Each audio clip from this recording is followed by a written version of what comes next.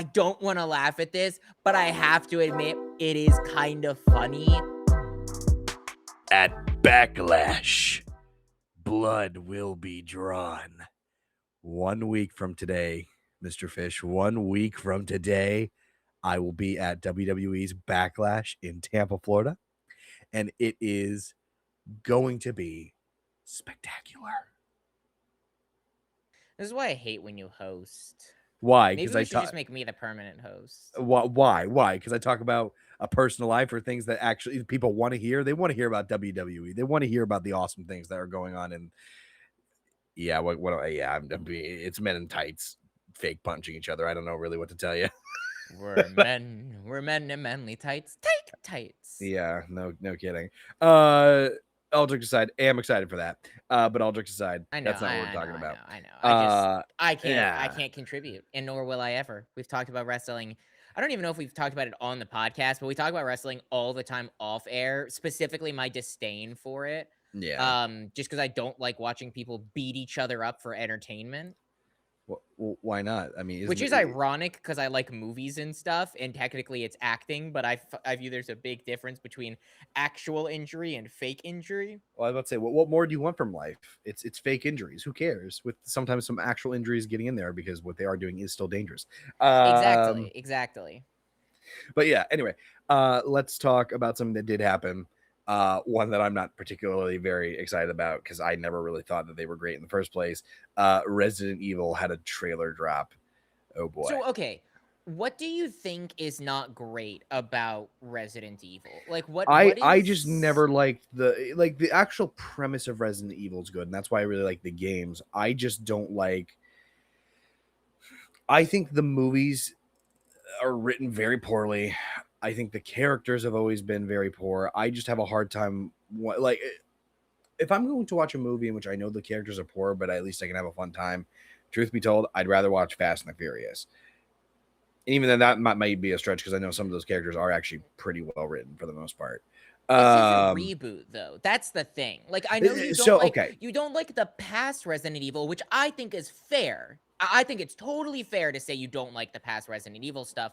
But to say that you're like, oh, I'm not excited when this is the people that have made Weapons and Barbarian and some of your favorite movies of last year. Well, I know Barbarian wasn't last year, but Weapons from last year, one of your favorite movies. Like, I get it. They haven't made a good Resident Evil in the past, but it's not like this is the same team or people. No, and I guess that's fair. And I'm more skeptical of it because of Resident Evil's past. I know something shouldn't be defined by its past, but I will say, as much as I did like Weapons and I thought Barbarian was okay, I do gotta say this much. I don't know if this director can save this franchise. I hope he does. I hope they make a very good Resident Evil movie. And I think they have before. I think I'm just harder on it because I don't really like it all that much. I think they have probably made at least one good Resident Evil movie at one point. Not that I know of. Not that you know of. That's great. No, admittedly not that I know of. Perfect. That's all I need to know. Well, because like the games are very well renowned. Like Resident Evil 4 is some people's like favorite game of all time. We had RE9 this year. That's like game of the year contender for a lot of people. Like super good. Like the games and the storytelling in the games. I've only played 0. I've only played Resident Evil 0, which I think was like an offshoot spinoff or something like that. Yeah. Which I actually enjoyed. I had a fun time with. I'm just not a zombie shooter horror fan.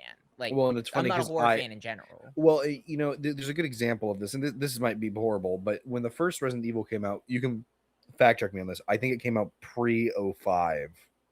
Correct. Yeah, the Resident Evil games, because they started... not the games. The original movie. Okay, yeah. I was gonna say I'm pretty sure the games are older because the games started as more like a top-down. First Resident Evil, not game, but movie. Well, you do have to specify that when it is a game franchise. It's very true. 2002. So I am right. Okay, yeah. The year that I was born. Yeah. So 2002. And I know that Doom, which is also a very kind of similar popular video game where it's a shooter of some sort of... Well, Resident Evil survival horror. Doom is like run and gun action shooter. There's a pretty big difference. Now, some of the Resident Evil games do get more into the bullet hell action shooter genre, from my Well, and understanding. But I'm saying Doom specifically because in 2005 it might have been different. It ironically starred The Rock and Carl Urban. It was a horror, like it wasn't an action shooter. It was a horror film, and it's notoriously one of the worst video game adaptations that you've ever seen in your entire life.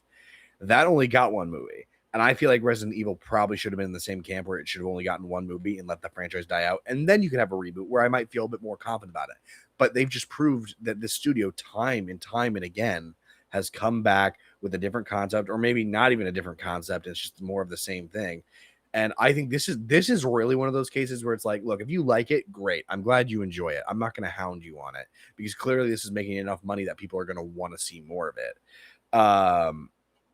But this is the prime example of, though, the trailer looked good. No, I thought the trailer looked really good, actually. And talking specifically more about the trailer, I was like, okay, that I like that I like the ideas that they have with it. I like that we're only focusing on the one guy. I'm sure there's gonna be more people in the movie, but that one guy is like, I mean, typically in a Resident Evil game, you're zoomed in on one individual going through all of this. Then great. Maybe keep it as that. Maybe keep it a one cast member like priority, like one real guy through the entire thing. It creates tension, stakes. You're only following this one guy. I think that actually would be a really good idea.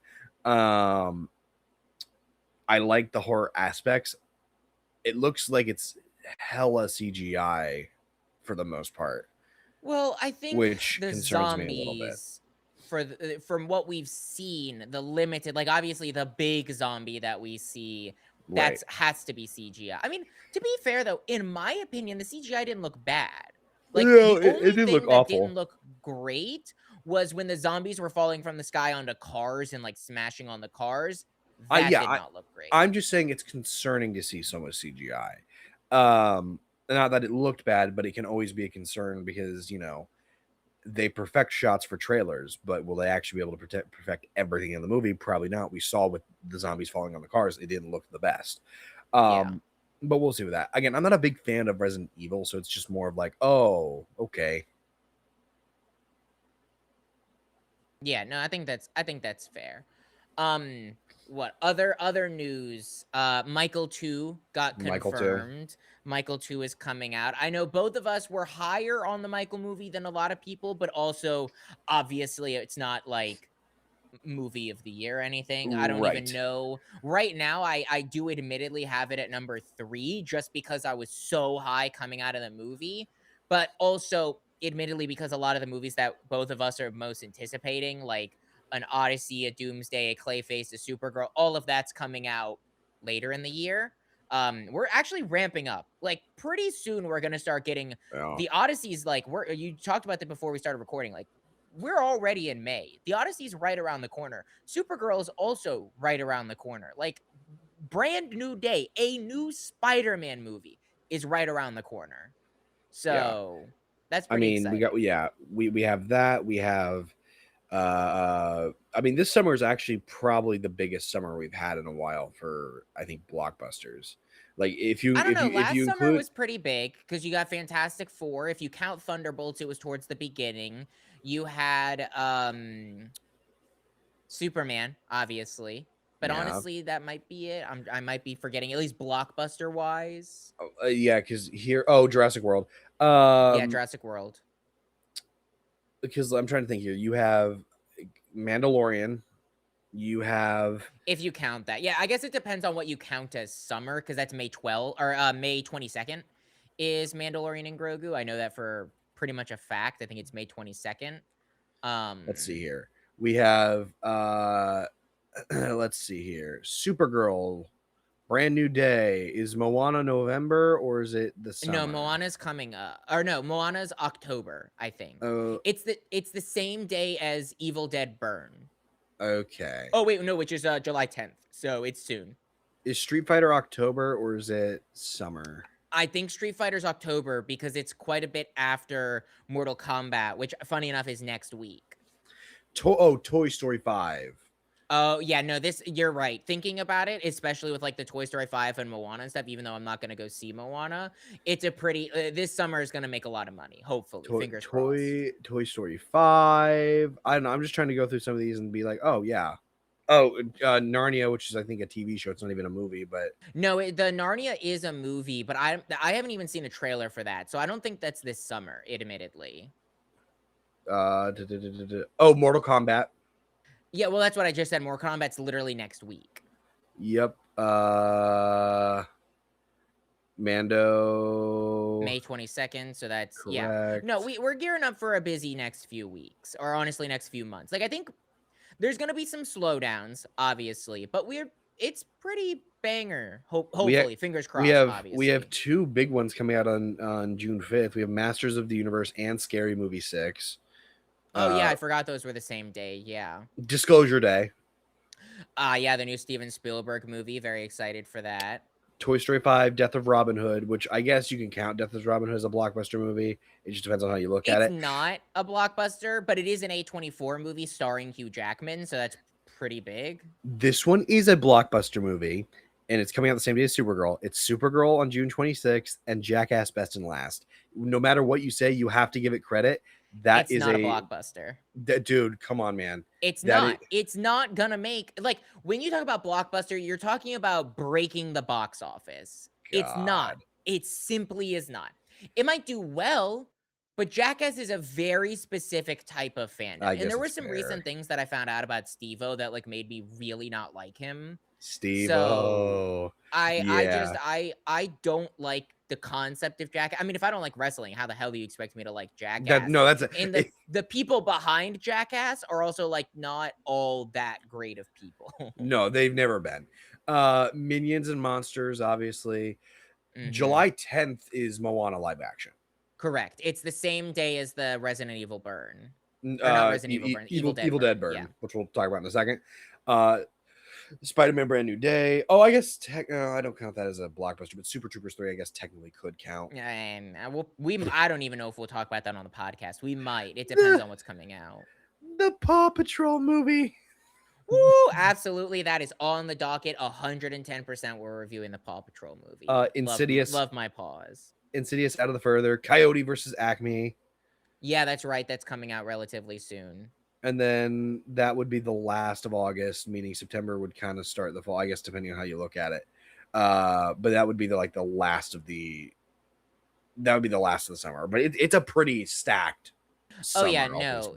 The more you listed off movies, the more I was like, oh no, this is stacked. Even if it's not all movies that we're both super hyped for, like Minions is gonna make a ton of money. I don't think it'll make $1 billion, especially given the current box office and how terrible movies are doing. Yeah, I think if anything, and we've already talked about this, Odyssey has the highest chance of making $1 billion out of all of those movies. And it's simply, here's the thing. They already sold out all of their 70mm IMAX showings, like a year before the movie came out. Like, people are going to go in droves to that movie. I'm not saying it'll definitely make $1 billion, but like Oppenheimer, which is definitively a less popular story than The Odyssey, made almost like, it was like 50 mil off from $1 billion. Honestly, I think it's the battle between Odyssey and Spider-Man, and I feel like you're right, Spider-Man. No, you're right. I think Spider-Man would probably take the cake for. I thought you were about to say Supergirl, and I was like, absolutely not. It's gonna make less money than Superman, and Superman only made like 500 mil. Yeah, which is crazy considering that was arguably the best superhero movie of last year. Arguably. Arguably, I would still personally probably put Thunderbolts above, but I do think it's better than Fantastic Four, which was still a good movie. But yeah, that movie did not make a lot of money, despite all of the praise that it got from everyone and their mother. So, but we already talked about it a little bit, but Evil Dead Burn got a trailer, kinda. It's more like a date release with a mini clip, so I guess you could call it a trailer. It's like a teaser of sorts. I know you're not excited about that. I could care less. Here's the thing. The trailer did not look bad. I've never seen an Evil Dead movie, and I even told Carson, I don't know if I ever am going to see an Evil Dead movie, because unnecessary gore is unnecessary gore. And that's all I've heard about the Evil Dead franchise, is that it's just gore. Like, it's like barely a step down from the Terrifier movies, from what I've heard. And I could be totally wrong on this, but that's what You, I've heard. yeah. And I don't, I'm warming up to horror. I am, but like, there's a reason we didn't talk about Lee Cronin's The Mummy on here. There's a reason. Because it One, was both of us bad. neither had all that much interest in it, Because it was but bad. also, it was supposed to be like a gore fest, and The Boys is about as gory as I'll get. That's like my line, honestly. Like, if I'm just gonna go to watch a movie to watch people get torn in half, and it's like revolutionary for the genre of murder porn, like, I have no interest in that. Well, and here's the difference between something like Evil Dead and Terrifier. Uh, it depends on how you look at it. It's nowhere near the same level as Terrifier. It's gory, but it's nowhere near the same level as Terrifier. I think if I've you never seen watched, Terrifier, so that's fair. but also you got to remember that Evil Dead's a horror comedy. At least the originals have a horror comedy like tint to them. The TV show I was thought a horror Terrifier comedy. was as well. It is, but this is like a lot less gorier than Terrifier is in my mind. It is. And the difference between something like this and Terrifier is the story of Evil Dead is phenomenal. Like it is outstanding. The only one that I would say you wouldn't have to watch would have been the 2013 reboot, because that one solely is like a horror film and it's a lot scarier. It literally follows the plot of the original, but it takes it into less of a campy tone, and it's more so like terrifying levels. I actually don't watch that one all that much. I watched Evil Dead Rise back in October during Halloween because I really enjoyed that movie so much. But they have incredible stories with characters that you really want to follow. That's what makes the evil. That's why it rivals Scream as one of my favorite horror franchises of all time, and that's why it's really good. So that's the difference between something like Terrifier and Evil Dead, and I would even go as far as to say Resident Evil, but that's not even a close bar.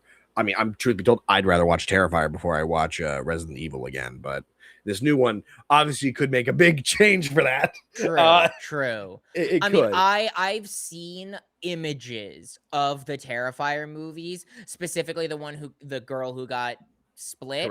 Correct. That I don't see any value in it. Like, here's the thing. I can understand why people like the thrill of horror. I do. And I'm starting to warm up to it. I would not say I love horror, but like, I have 2 horror movies in my top 10 right now. Now, granted, there hasn't been a ton of movies to come out, but I still do have 2 horror movies in my top 10 because there has been some solid horror movies. There's a difference, though, between, oh, this is a really interesting story with really compelling characters, and just going to watch people get mutilated. Like, I'm gonna be honest, like, if Terrifier is one of your favorite movies of all time, I legitimately think you need mental health services. Like, I mean that with every fiber of my being. I can understand watching Terrifier once because people have said it's like a must-watch for horror people. And if you're a horror person, yeah, I'd agree with that. As much as I don't personally think it's great, or that's like anything super special. I think the Art the Clown performance is incredible, and he is truly going to go down as one of the greatest horror icons of all time. I think that fact is just non-negotiable. And if you're a horror fan, they're a must-watch. But other than that, like they're fine. They're literally just there for the kills. The story's okay, I guess. If you can even call it a story, from what I've heard. Right, but you know me very well. You've known me for over 10 years at this point. We've known each other for a very long time. You know it's bad whenever I'm holding a barf bag during one scene of the second movie and I actually threw up. You know that's a bad. You know that there's something wrong with that movie when I do. That's where I think that, like, if you enjoy those movies, like Mental Health Asylum, because like that's not, our brains are not wired to enjoy gore. And if your brain is wired to enjoy gore, that is concerning. And that's where it's like, I never get into the like video games desensitize people. Like, we're all desensitized to violence because of movies and TV and stuff like that.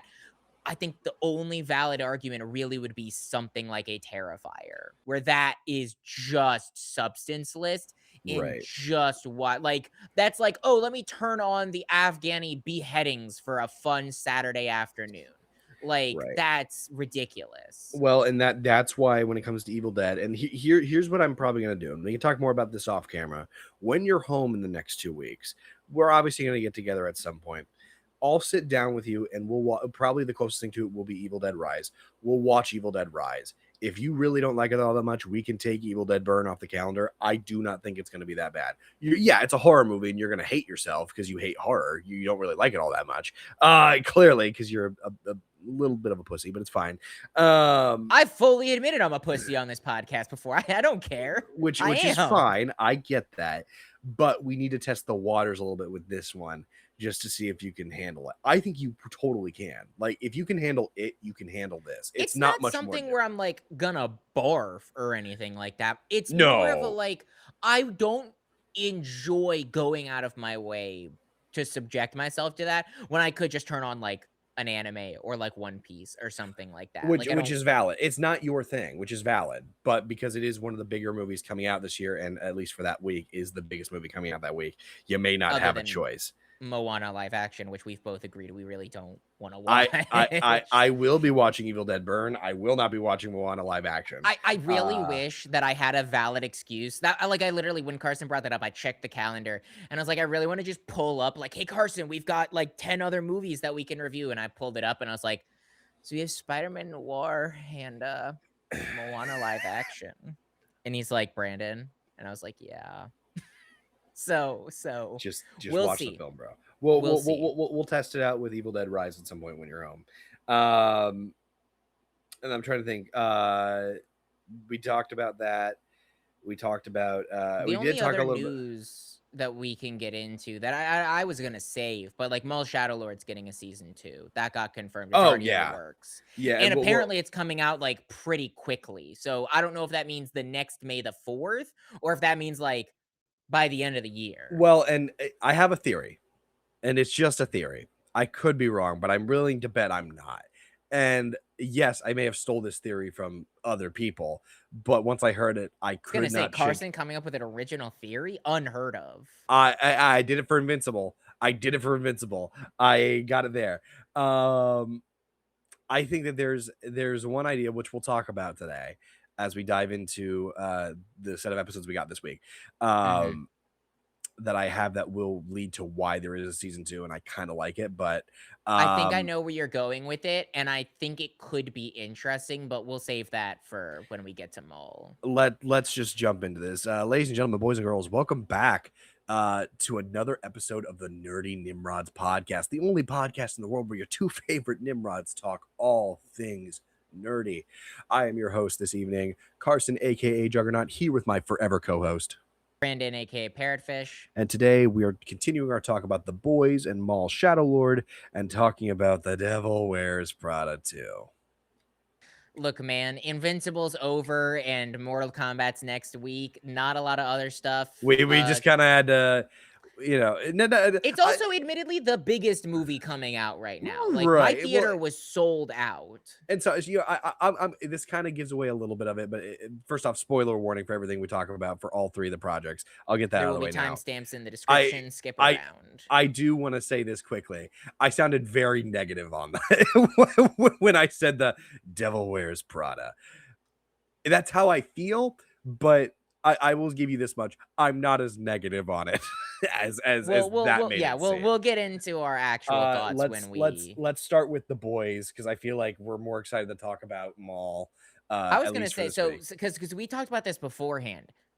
You're the host. I'll let you make the executive decision if you really want to. Do you want to swap The Boys with Maul? Because typically we go Maul, The Boys. Is next week The Boys' finale? No, it's not. Yeah. No, we still have 3 more weeks of The Boys. Next week is Maul's finale, though. Okay, we'll swap them this week because I'm more excited to talk about Maul.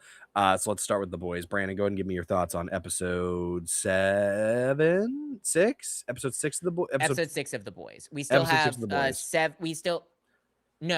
episode 5. Episode 5. My bad. Yes, episode 5. Because we still have 3 more episodes left, and as I've already talked about with my theory, I think it's basically been confirmed that episode 7 and 8 are like nonstop, like just balls to the walls. Which we'll get into. We'll get into that now, but go ahead and give me your thoughts on Yeah. episode 5. The Boys episode 5, I would say, is the best episode of this season so far. I really actually enjoyed the hell out of this episode. I have been pretty low on this season of The Boys. I had a pretty strong start, and then it lost me really fast. What they did with the vignettes focusing on each of the characters all within the same space of time, I thought was actually really interesting and came to a head at the ending with Firecracker's death and some of the other major things that we set up. Because one of my biggest problems in the first few episodes, especially after the breakout, which I really enjoyed, we kind of felt a little directionless. Like, I get the goal is to get the V1 and to manufacture the virus, but I really didn't feel like that was happening, and we were kind of getting distracted left and right after those first 2 episodes. Now, I feel like we've re-centralized where our goal is, and it is, like, continuing to be the finding of V1, and I really like that because now I feel like going forward, it's going to be just a straight shot to the end.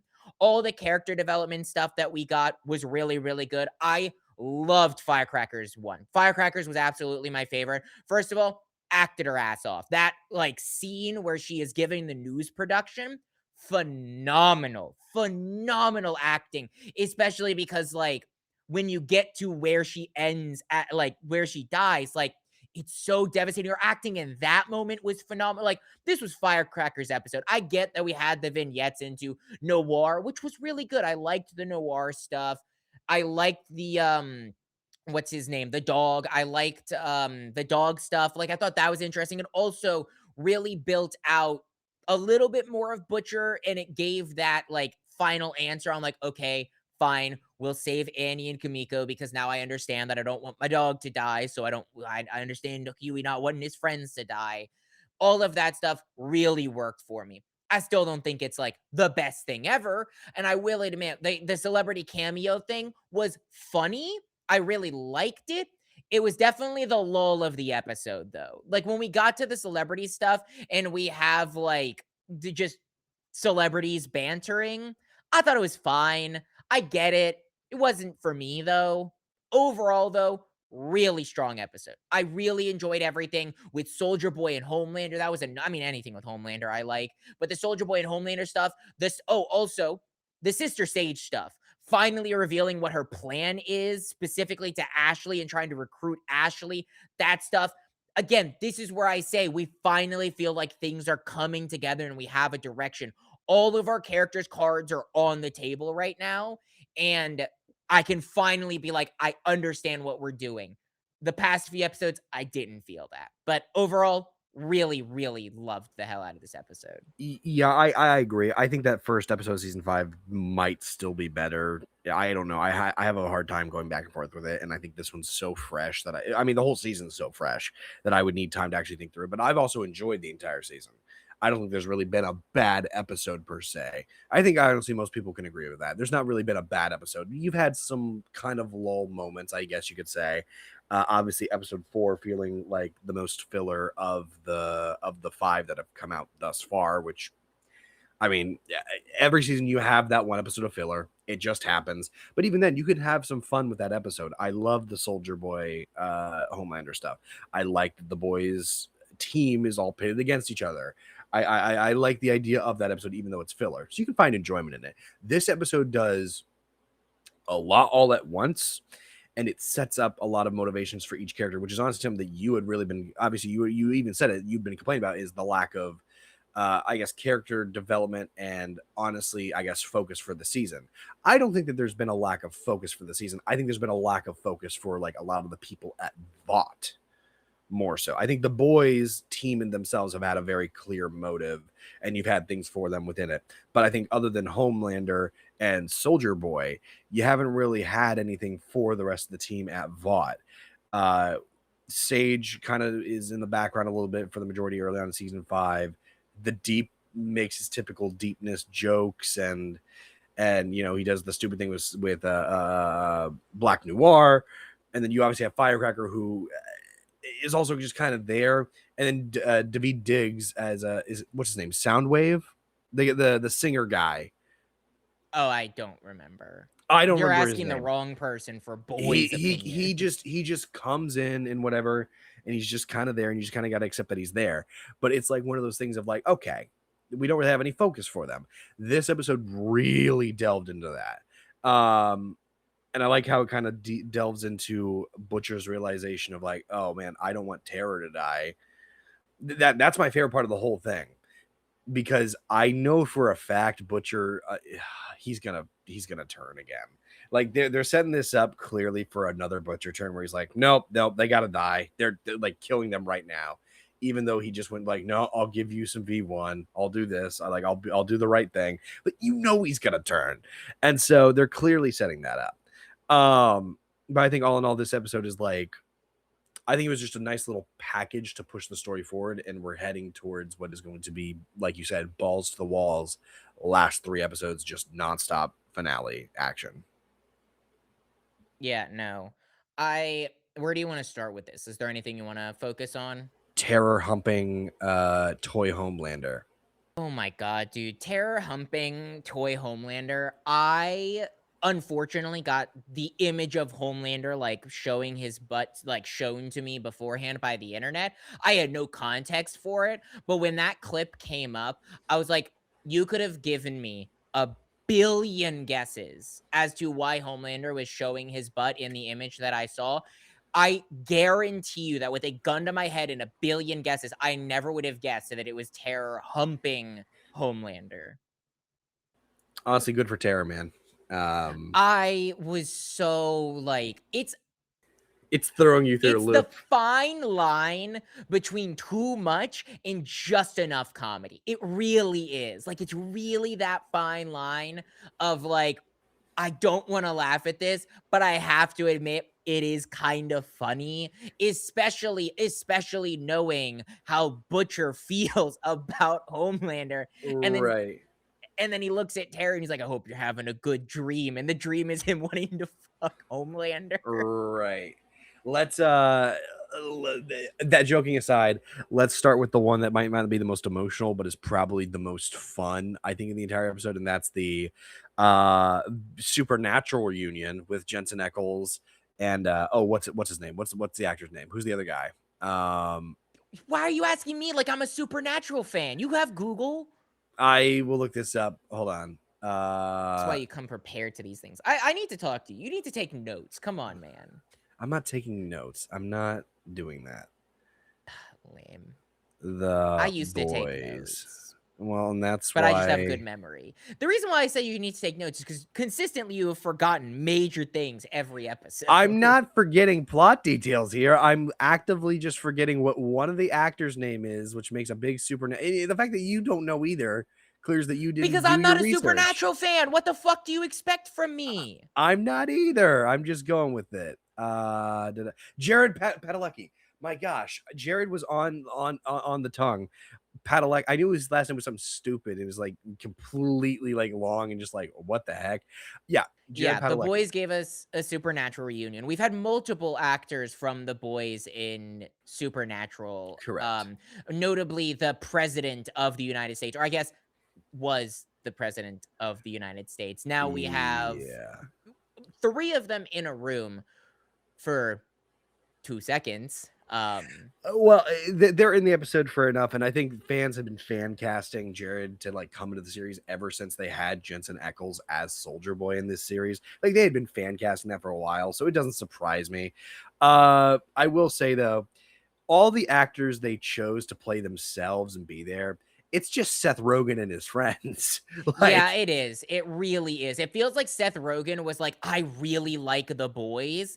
Let me call up the homies. The only one that I did really enjoy, but I've seen him live. I love Kumail Nanjiani.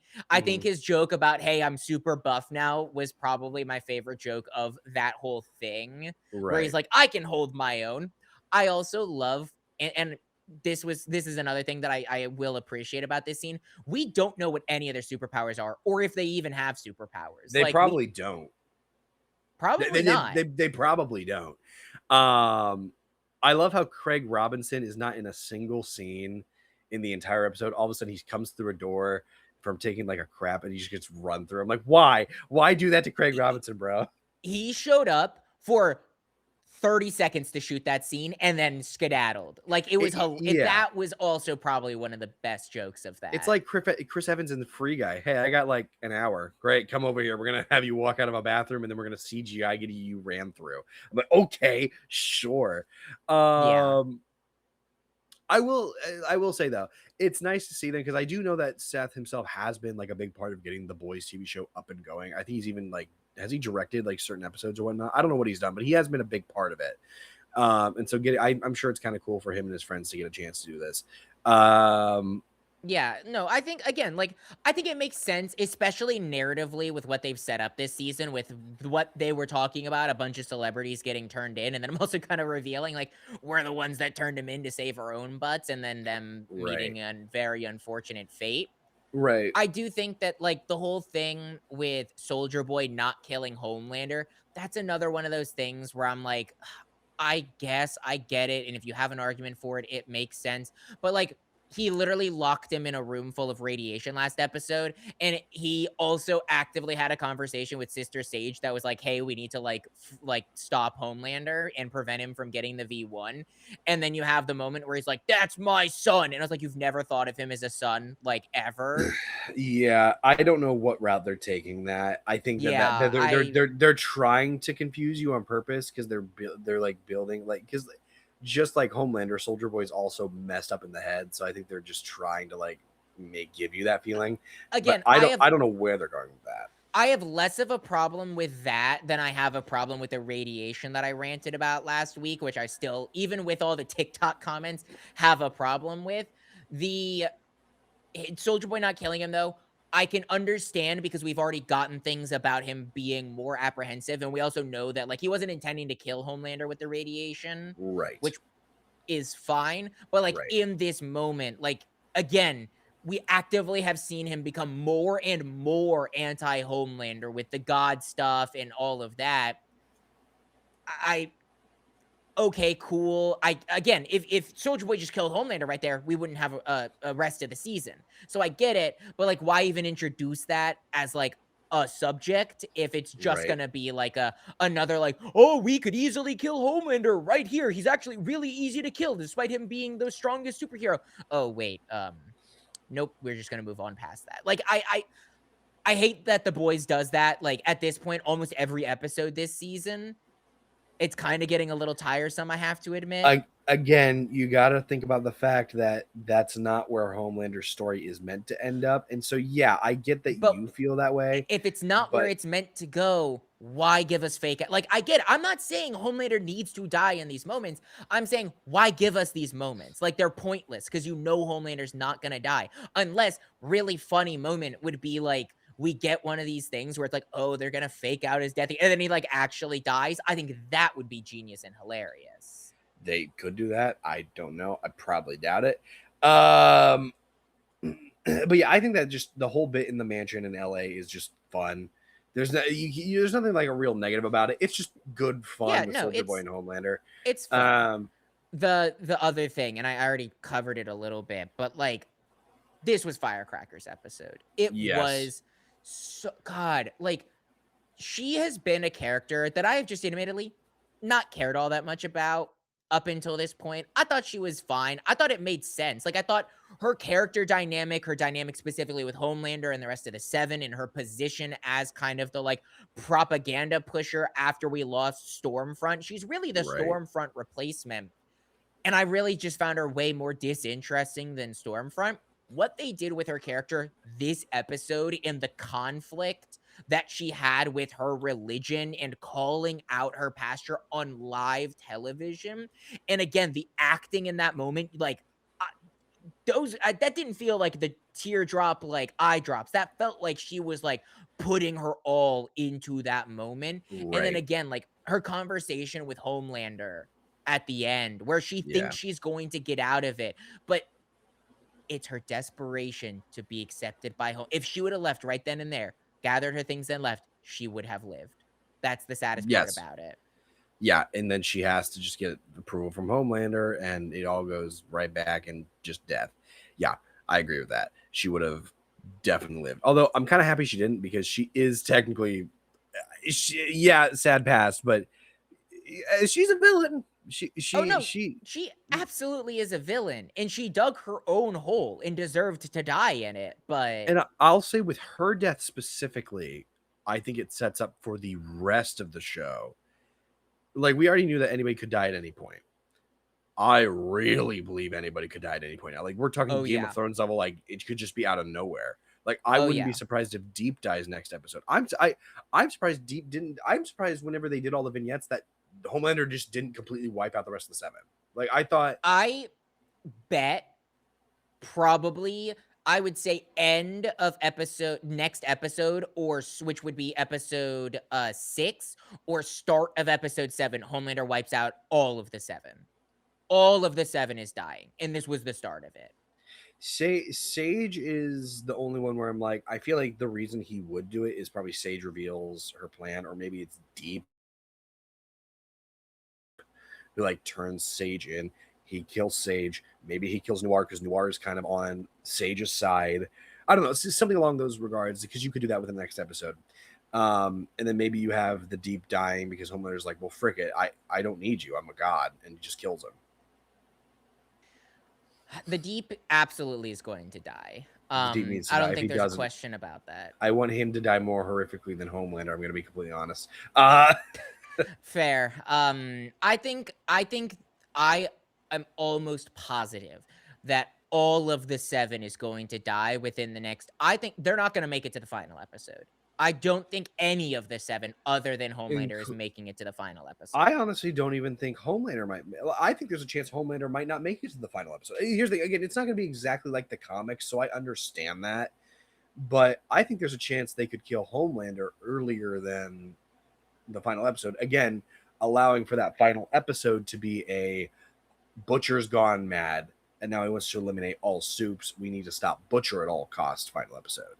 I would say I wouldn't be surprised if Homelander died early in the last episode, and then you get the Butcher spiral, and then you get Butcher will be the last character to die. I think Homelander will die before Butcher, obviously, but I think Butcher will die because he spirals after Homelander's death, or he dies killing Homelander. Like, again, you talked about it last week, scorched earth style, they kill each other type of thing. I think that could easily be the direction that they're going with this.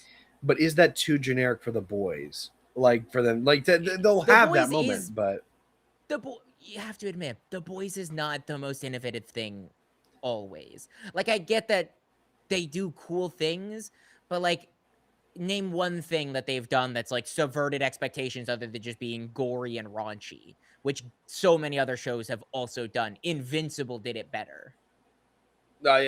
Invincible definitely did do it better. I'm not saying that fact, but it's not that far off. They have thrown loops at us, or just thrown us through the loop a little bit.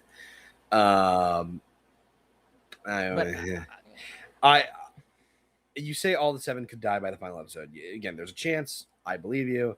The only one who I could actually genuinely see making it out, I don't want him to, because I feel like they could have a really interesting arc end for him, especially with the prequel coming out. Soldier Boy, I guess, technically could, and there's no. That's actually fair. I could see I could see Soldier Boy living, and I think it really comes down to how we kill everyone. Because if we get the V1, make the virus, then yeah, Soldier Boy's gonna die because it'll just kill him as well with the V1 in his system. If we kill Homelander through other means that aren't the virus, which I feel like at this point, with how long it's taking us to get to the virus, could easily be what we're forced to do. I could see, and I'm throwing out a prediction here, I could see the Boys going, we're getting really close to making the virus, we're just about to make it, Homelander comes in and wrecks everything, and we have to find an alternative motive, or like way to kill Homelander and stop everything that's going on, which would be Butcher. I mean, it would be Butcher, but it would be Butcher going too far, I guess, kind of, if that makes sense or whatever. And then you got Soldier Boy. Again, Soldier Boy is the interesting one here, purely just because, like, he's a bad guy, but at the same time, like, I wouldn't care if he lived, admittedly, because I feel like everyone who's currently still alive, other than Soldier Boy, would continue to do bad things after Homelander's death. Soldier Boy wouldn't, other than like No, fucking bitches and doing drugs. I about to say, well, and that's the like, and I wouldn't even necessarily call him like, we haven't seen the prequel show. We don't know what exactly he's done that would have been so horrible. We haven't seen him do anything bad beyond that, and that's just like, I guess like a toxic. It is a lot of like assumption. It's a lot of assumption. I'm willing to bet that Soldier Boy never really did do anything bad. He just was like so into drugs and like, but he also was never like the hero type either. If that makes sense. Like he was never the hero archetype that he was made out to be, but he also was never like a bad guy like Homelander. Mm-hmm. Yeah, I would agree with that. Like I would say I think he's done bad, deplorable things in the past. Yes. Absolutely. I don't like it's definitely I don't think comparable to Homelander. And I think it's one of those things where like if he lives out of all the current soups that are in the 7, if he lived, I would not like have as the only thing, and we have to remember this, he did kill MM's family. That is the worst thing we know about. Is Soldier Boy killing MM's family. Did we ever officially figure out the reason why he did though? Yes. It's the whole investigation. Remember? That's right. That's right. It was the investigation that his father did into Vought, and then Soldier Boy. Well, he did, but it was the car that got thrown through the family's house or whatever. Like, right. So I guess it depends on who dies first, Soldier Boy or MM. And if MM goes, Soldier Boy's living. If Soldier Boy and MM are still alive close to the end of the series, he'll probably live. Not to spoil things, but there is an episode that's literally titled after Frenchie, MM, and Huey. Is it Huey or is it Kimiko? I can't. You're right. It might be Kimiko. Or maybe it's all 4 of them. I don't know. I think Huey will probably make it to the final episode. I don't know if he'll live, but I think he'll make it to the final episode. No, Huey will live. I don't see a world where they're gonna kill off Huey because he's like such a hope. I see a world where they kill off Starlight, especially now that they've given her the development with her dad. I see a world where they do that. I'd be more upset now that they've spent so much time with her character not wanting to leave if they and setting up with Butcher about letting her live. Like I'd be more upset if they killed her now than I would have if they at the start of this season.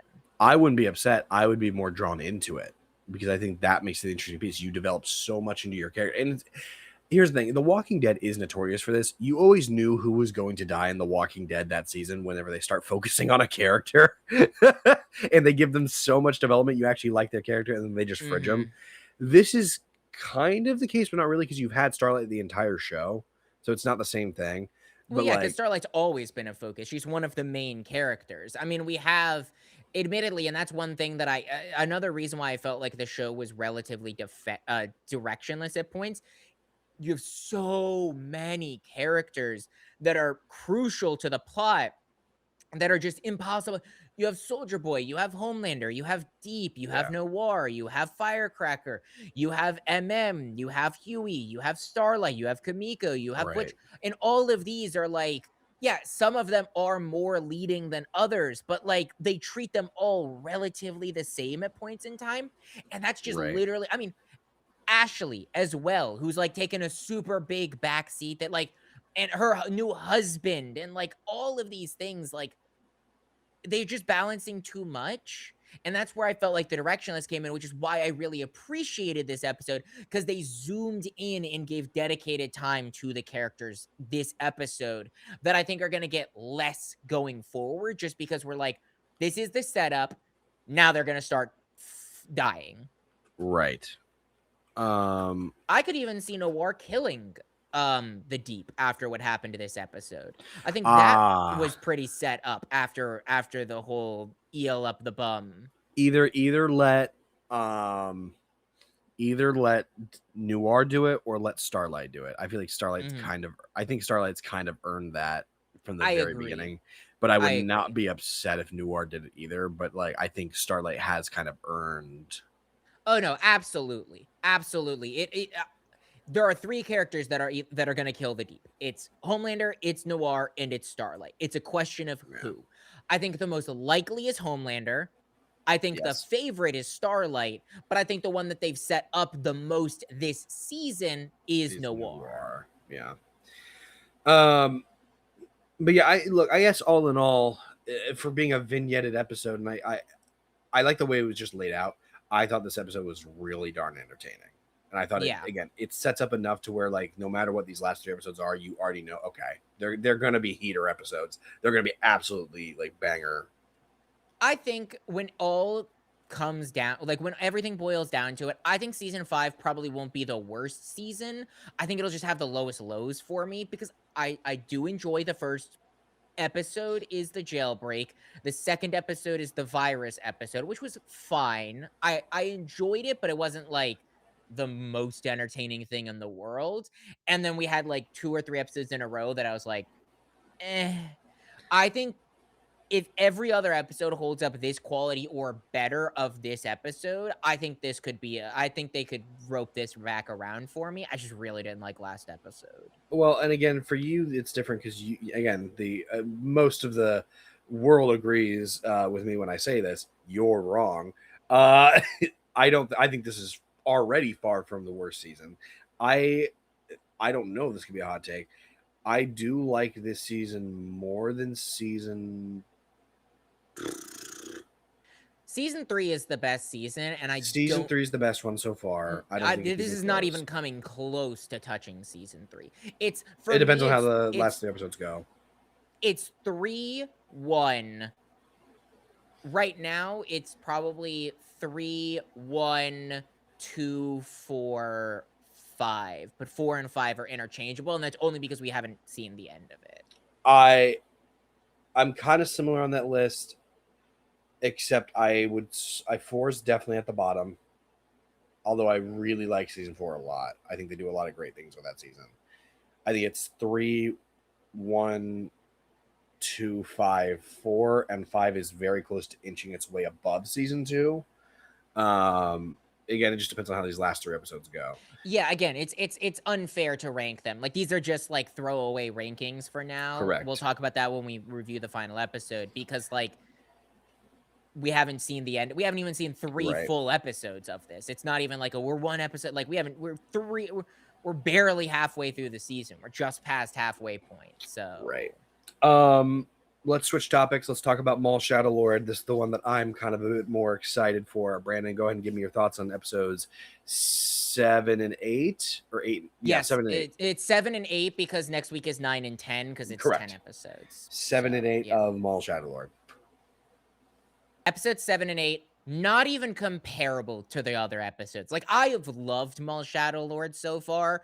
7 and 8 were like, this is competing for that top spot of animated Star Wars shows, I'm going to be fully honest, because Clone Wars has better stuff in it, yes. This has just been consistently ramping up in a way that I think Andor is the only other Star Wars show that has replicated the smooth ramp up of tension, of like storyline, of everything consistently and concisely as Maul has. Again, I've already talked about it. I love the animation. The fights this episode were all time. Like, they were so Maul versus 2 Inquisitors, Marok and the 11th brother. Absolute cinema. Like, amazing fights. Aftermath of that as well, like Maul like spinning while screaming as he tries to like break through. Like, that was amazing.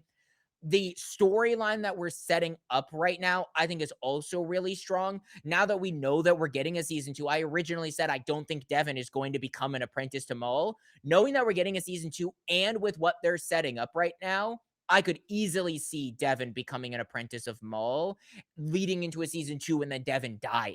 Because I think we all agree, like, her master's not making out of this alive. I'm surprised he's made it this far, to be honest with you. But like, everything that they've set up with these episodes, with their dynamic, with her slowly starting to understand Maul more and more, and never fully giving over to that side, but kind of starting to be like, well, I see my master kind of in he's a little too soft on things, and I do really want to take down the Empire. Like, I think that's really what was the interesting part, is not her agreeing with Maul, but agreeing that we need to do something against the Empire, and she can't do that with her current master. So leaving and doing that with a different master, being Maul, I think is a super interesting setup. Obviously, everything with Lawson and Two Boots. Two Boots finally got his redemption. He's finally with the crew again after breaking Lawson's son out. I saw that coming, but it was really good, especially because you set up like, oh, Lawson's gonna turn himself in. How's this gonna go? Nope, they're screwed. Everything's screwed. I really like that. Again, it feels like a natural progression of the story. The tension is building more and more every episode. We now have Maul going to meet with the Shadow Collective, which is going to be the next final 2 episodes. Like, I think just all the characters. You had the mercenaries, which I thought was a really good, like, B, C, D tier plot that was there for like 2 seconds last week and this week, with like them starting to falter in their loyalty and only being there for money. And then they abandon and then immediately die. Like, I really like that because it was never a focus, but it was never like disinteresting. Like, this show has just done a great job of balancing multiple storylines and having them all progress at their own pace, but still holding with each other. I think it's phenomenal. I think Maul Shadow Lord is absolutely a standout. If it wraps up well, it might even be my favorite show of all the ones that we've been watching. I'm going to be honest with you. It's starting to have some really high highs, and it has had 0 lows, in my opinion. Episode 7, pretty good fights. It's just more of what they gave in episode 6. Episode 8, I think, is the best episode of this season so far. I think episode 8 just does so much for Maul's character, which you don't think. It's funny because going into the season, what can you do with Maul? What arc can you really give him? What storyline can you really tell? And I love what they're doing with it. I think him in episode 8 specifically having all the visions of Kenobi and what happened in Phantom Menace, Savage finding him on the wherever he was in like the junk with his junk spider legs, whatever. I don't know. Early training years with Palpatine, him as a young kid, all the nitty gritty things. So Savage's death, like all like that episode in that vision alone is one of the best parts of what makes episode 8 so good and why it's better than probably the other episodes. Again, episode 7 is good. I just think it is a lot more of we're just getting more of what we got from episode 6. It sets up things, but it doesn't really, I guess, do all that much different. Episode 8, it actually focuses on the character Maul, because you feel like, I will say something, the biggest complaint I had with the show up until this point is he wasn't in the back seat ever, but it didn't feel like he was clearly the lead of his own show for a little bit. You could technically look at it and say that Devin or Docky or Two Boots and the Captain are like the leads of the show. And so I think that is like, if I have any complaint, it's that it felt like that until this episode. But yeah, the Inquisitor fight, my God. I think the biggest thing that I give this show props is I don't know how they keep one-upping each fight sequence, but they keep one-upping each fight sequence. I don't know what they're gonna do for the last 2 episodes. Like, how are they gonna one-up the saber fights that they've already had? I guess they could do it, and then we get our first inkling slash I guess look at Dryden Voss, which obviously we know that's where Maul ends up after during Solo. And I think it depends on where they take season 2, because I could easily see them picking up right where they left off, Shadow Collective, all of it, whatever. Or they could wrap up season 1, have a time jump till now we're after the events of Solo, and then we find out what happens to Maul between the events of after Solo before Rebels, I think is ideal. Because I once they announced season 2, I was like, okay, so this can be a story that they can tell over multiple seasons and eventually get like all like the filled in, like, I guess characterizations for Maul. But all in all, I think that these 2 episodes were pretty spectacular. Theory time. Throw me your theory. Yeah, the 11th brother is Savage Opress reincarnated. I don't I highly doubt that. Clancy Brown voices Savage Opress in the Clone Wars, and Clancy Brown is also voicing the 11th brother. Oh, really? I didn't know that. In Ahsoka, the what's her Marok? face? Marok dies. And Correct. what comes out of Marok in Ahsoka when she dies? I actually don't remember. Do you remember when Savage is killed by Palpatine? It's the green mist of the mother witch's like spell that gets released. Who's around during this time? Marok, the 11th brother. I think the idea that they're setting up is that these specific Inquisitors are all reincarnated, either corpses or bodies of. I think that's fair, because the only Inquisitors that we've seen faces of being, I believe, the Grand Inquisitor, at least in animation form or live action form, I think it's like the Grand Inquisitor and like one other, they look like dead bodies. They're like fully grayed out, like not looking like a normal human being. I always just assumed that that was something to do with like an alien species or something like that. But like, I haven't thought about it that way, to be totally honest with you. With that, again, being... this isn't an original theory. I did get this from other people that I've heard, but once I heard it, I couldn't stop connecting the dots and thinking about how you could theoretically take off the helmet and have it be Savage, and that add another element to Maul's trauma that builds into a season 2. Admittedly, I think the biggest like factor for that is the same voice actor argument. I think that, not that we've never seen I mean, it's voice work. You can voice multiple characters and manipulate your voice or whatever, but I do think that I didn't know that. And I think that would be the most convincing argument is, hey, same voice actor, we're setting up specifically with the flashbacks that Maul was having after his fight. Maybe he even senses something in the Force. Maybe that's what leads to those visions, is maybe he doesn't know exactly what's going on, but it's kind of like there's another layer to the flashbacks than just like, oh, he's defeated, he needs to push past. Because my biggest thing with those flashbacks, I focused way more on his feelings on the Emperor and less on the stuff with his brother. But I think that's the point, is because I think Maul's trying to find his foot. I think this season is going to be about Maul finding his footing as the supposed Shadow Lord that the title of the show is even about him rising up the ranks, about him basically, looking at Devin like it's not about the Sith or the Jedi anymore. It's about opposing the Empire, is what he's basically like thinking about, what he's trying to teach Devin. I think he's going to come to the realization of, I'm going to make sure that this never happens again to another person like me, because I have so much trauma. Which we'll talk about that. I want to talk about that moment specifically, because that's a really dark emotional beat, even for Maul, that we've just never gotten, and I kind of like it.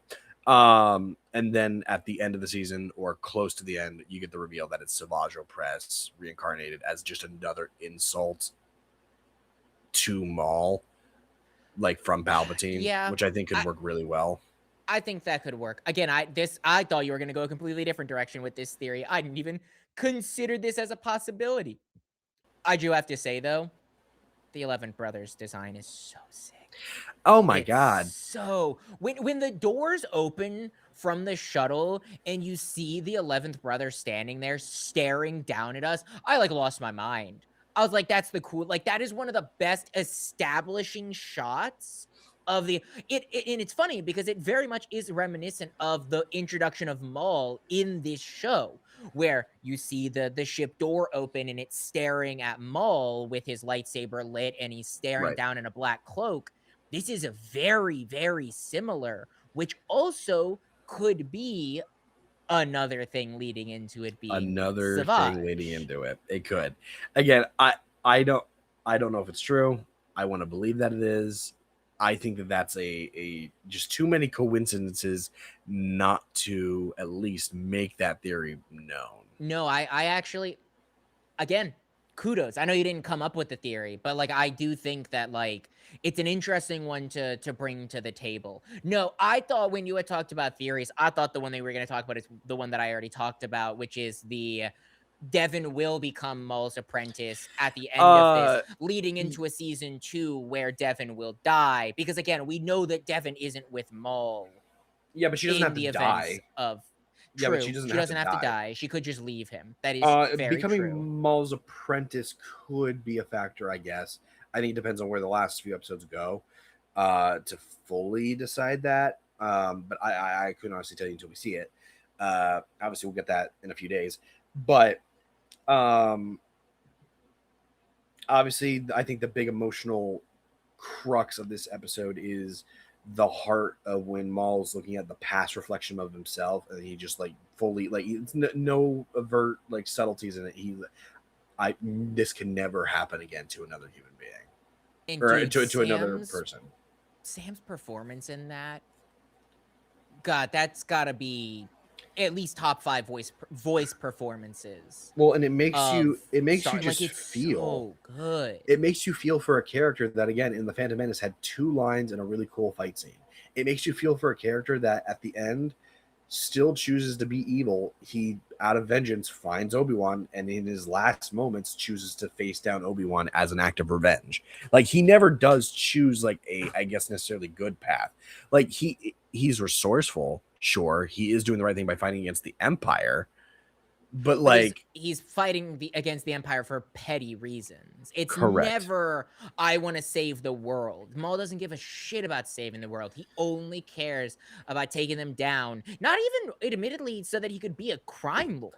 Well, and I think revenge. This is kind of what Maul needed, because when you look at the entire show and just Maul as a character, Maul's never had, for lack of a better term, I'm just gonna say it, a focus point. And what I mean by that is like an emotional focus point, where it's like he does all these things out of pettiness, sure, but why does, like, if he doesn't want to save the world, what's his actual goal? And now they're kind of setting it up. This will never happen again to another. Yeah, that's like the most altruistic. That's the most altruistic part about Maul is he wants to get revenge, yes, but the vengeance does slightly come out of a place if I don't want the Emperor to do this ever again. And again, I think that's one of the best parts about Maul. And actually, I think it's like, this is the best example, or one of the best examples, of a prequel giving us context to something where we know the devastating and tragic end of the character, and making you still, and actually like enhancing that.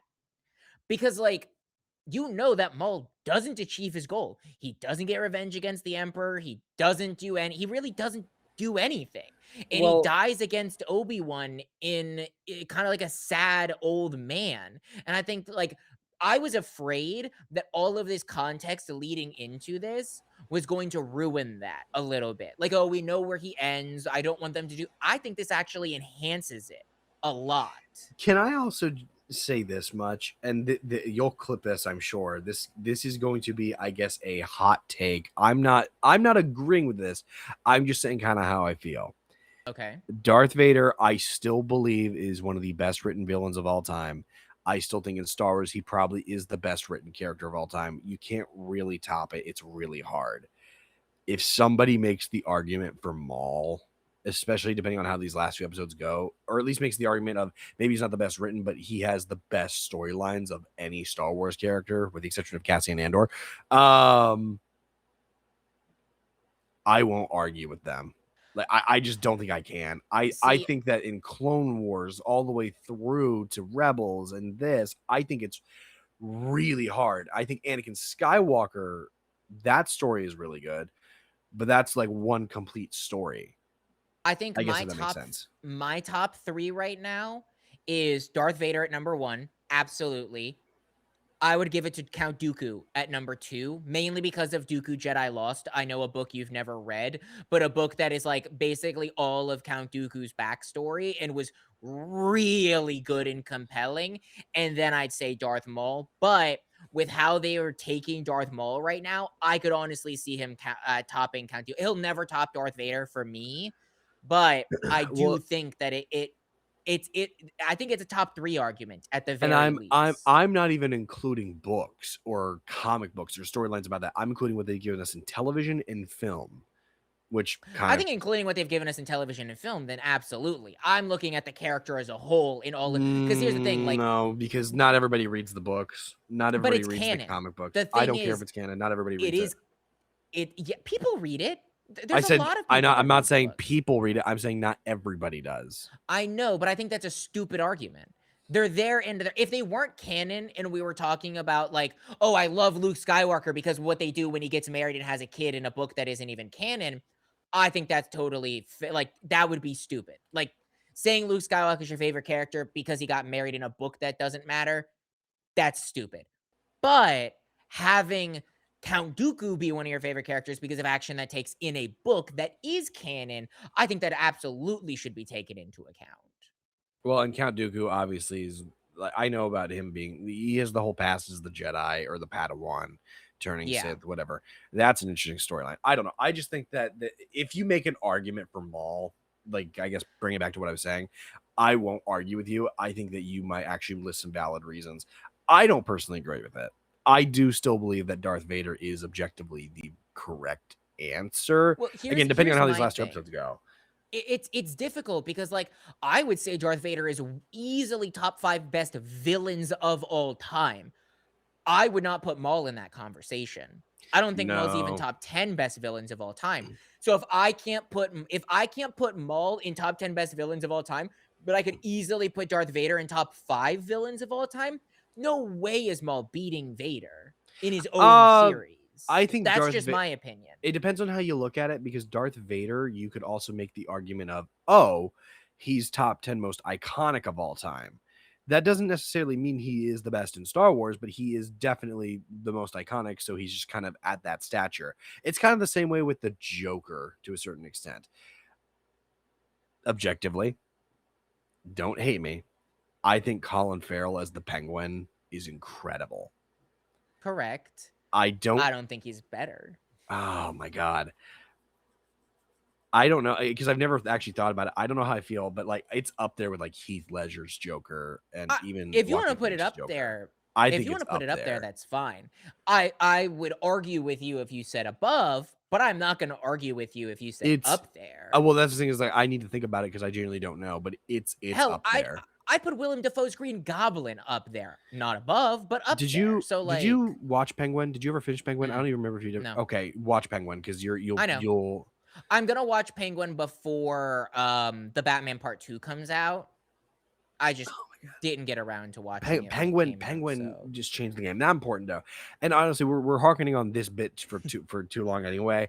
I just wanted to point out the fact of like if somebody did make this statement of I feel like Darth Maul is better than Darth Vader, I probably wouldn't argue with them. I'd let them have their opinion on that and not like really be upset about it. I think before this series, I would like heavily argue against you, even though I think what we get with him in Rebels and Clone Wars is really good. I would just heavily argue against you. But I think what they're doing, and I think a lot of it admittedly is carried by episodes 7 and 8, because yeah, I think you bring up a valid point, and I brought it up last week. Maul has felt like a side character in his own show at points in time. Not all the time, but especially last week. Not like this week. Not at all. This week, like this is Maul's 2 episodes. Like this is you. Yes, you get Devin and Docky and Lawson and stuff like that, but like this is Maul's episodes, and I think the next 2 episodes are going to be Maul's episodes. Obviously, we still have to wrap up the Lawson and Two Boots and stuff like that, but yeah, just focus on Maul. It's fine. Just focus on Maul. It's fine. But yeah, I mean, we touched on the action. I think it's just colorful. It's beautiful. I think it looks really good. The intensity of it, I think, is where this strives the most. Just because, like, you've had intense action sequences with Maul before. Again, I think the Ahsoka Darth Maul in Clone Wars is a great example of that. I thought there was a lot of intensity in that fight. But here it's just a bunch of really skilled warriors going at one another. I think what makes this one so interesting is that it's the Inquisitors against Darth Maul. 2 dual-bladed lightsabers going at each other, which we haven't seen. Have we seen that before? I don't think we have. This is the first time we're seeing that. Yeah, I don't think we've seen... Like, we've obviously seen Maul fight Inquisitors before, but this is 4 blades versus 2 blades. Like, Maul was the first dual-bladed lightsaber character that we ever got.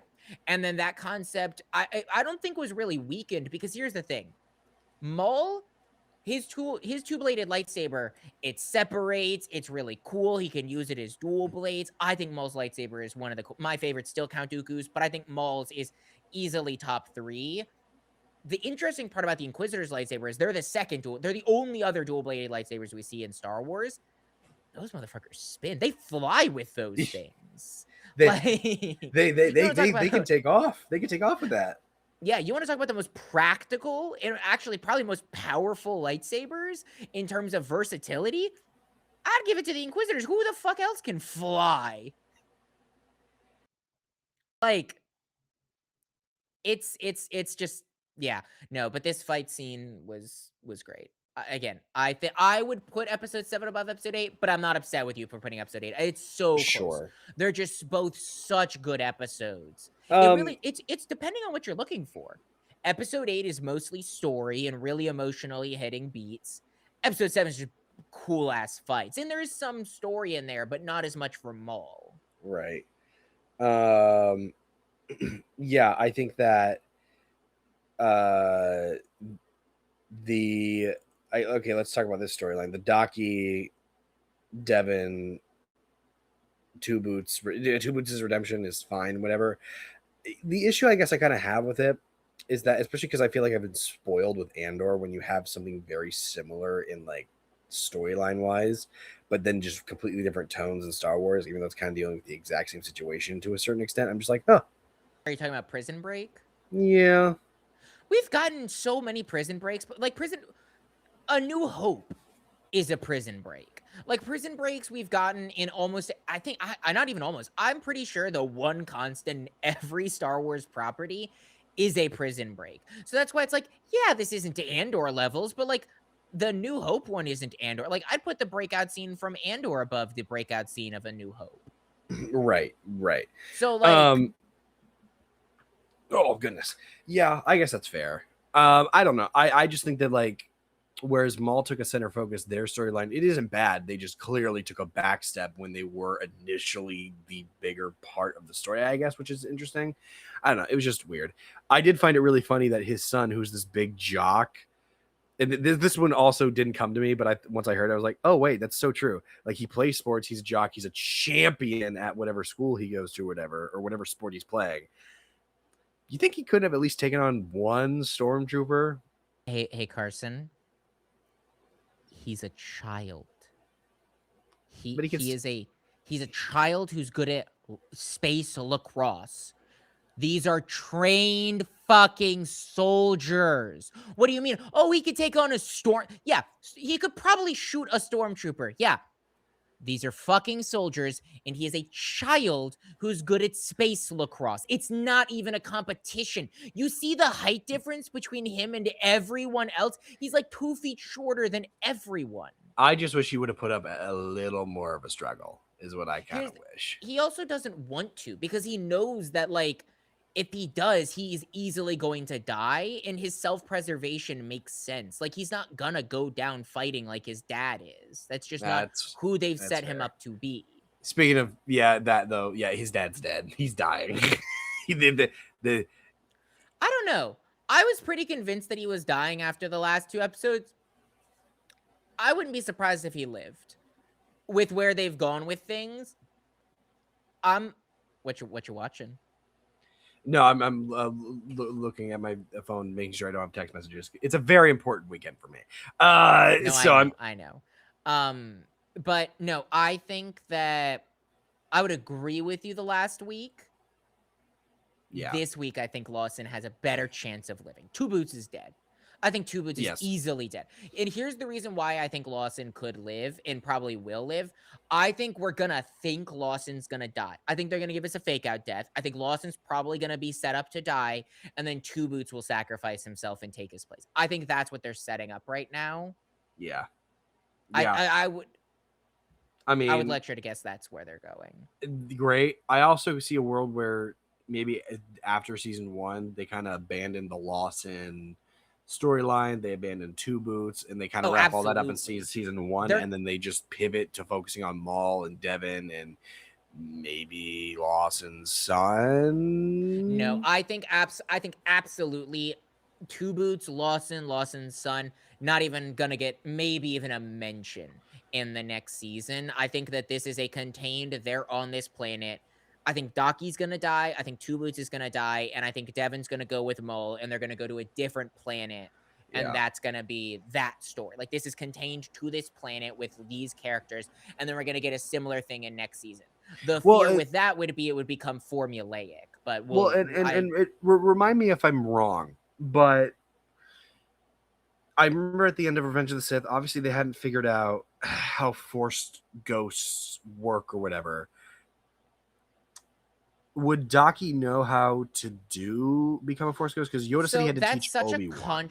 That's such a controversial topic in Star Wars in terms of Force ghosts, because it's realistically only supposed to be the most powerful of Jedi that can become Force ghosts. That's why so many people were upset with certain characters becoming Force ghosts, because that's like, people were upset when they saw Anakin as a Force ghost because they thought only good guys could be Force ghosts. And then, of course, the counter to that, if only good guys can become Force ghosts, is, oh, well, he like did a good thing at the end by killing the Emperor. That obviously I don't think redeems him at all. No, he not at all. murdered like billions of people with blowing up planets on the Death Star. So he's irredeemable, but at the same time, like I personally, and maybe I'm just misremembering some Star Wars lore, I don't think it's only good guys. I do think it's only super powerful Jedi though, and no offense to Doki, like he ain't Yoda. Well, I was about to say, because he could either be left behind in season 1. I think if any character gets mentioned again in season 2, it would be his character, assuming that they leave the storyline behind. But I think it could be like he could come back in a Force ghost sense, but I didn't know how exactly that worked. No, it's supposed to be insanely powerful Jedi, and Doki, he's like average stock shelf Jedi. But all in all, I think with these, if you got more to say, you can. No, I'm good. I loved these episodes. I thought they just propelled the show into a motion that I didn't think the show had. Again, when I said it was like, hey, it could be better than this show or that show, no, it's up there. It still doesn't rival Clone Wars for me. My hardest part is like, I would agree with Clone Wars has the highest highs. I think that Siege of Mandalore stuff, it's so good. Ask me on any given day and I might say it's the best thing I've ever seen in Star Wars. Some of it might be Andor, some of it, like, it's so difficult, and nothing in Maul has topped that. Not even remotely close. No. But at the same time, it is very difficult because, like, we're talking about, 7 seasons of Clone Wars? Right. There's a lot of it that's not even remotely as good as what we've, like, Maul and also the other animated Clone Wars series too, which I've heard is very good. I never watched, but I heard is very good. Well, that's not canon. So. It's not canon. What? The original animated one that came out in 2002. That's not canon? That's not canon. No. Oh, nice. I never watched it. I thought it was canon. That's also a movie. So I believe. No, you're thinking about it. Okay, so let me look it up. No. So there's the Clone Wars one that's done in the movie that's done in the same style as the Clone Wars TV show. That one is bad. Canon. That one's canon. The old one that's like the more scrappy style, like the it's 2D. Like it's like 2D. Yes. Yeah. That one's not canon. I'm like 99% sure it's not canon. Okay, I thought it was, and so I was like, I can't remember if people liked it or not. I've never seen it. It's one of the few Star Wars things I've never seen. I know the movie's bad. I know a lot of people don't really like that movie all that much because they find a lot of it pretty bad.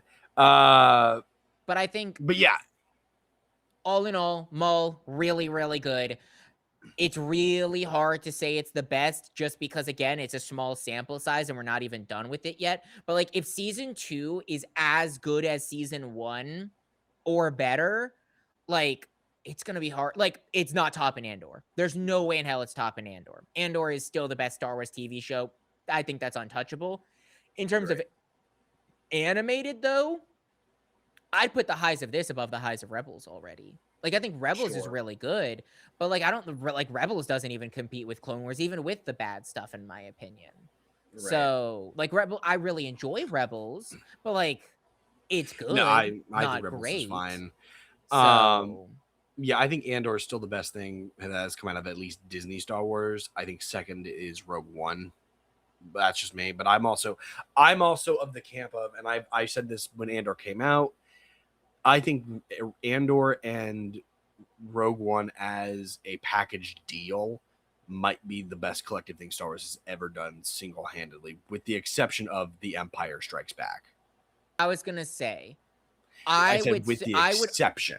I would understand if you put it above New Hope as a package deal, just because I think Andor is better than A New Hope. I think that's probably an insanely controversial opinion. Empire Strikes Back, though, like, no, Empire. God, that's a hard sell. Like, it's hard for a movie to come out and be a sequel to one of the most beloved sci-fi movies in history and be better than it is like nearly unheard of. But it's not impossible. It's not impossible. Dune did it, and that's what I'm saying. Is like Andor itself probably could. I think I would need to think about that more. But secondly, I think I need to make sure this is like truly how I feel about it, because I love Empire. Empire is one of my favorites, just of any sci-fi. It's the single best Star Wars movie, easily. By far the best Star Wars movie. Again, the only argument I could see somebody make is Rogue One. I could say, if somebody said that, I wouldn't. Here's the thing with Star Wars and I guess new Star Wars when it comes to Andor and Rogue One.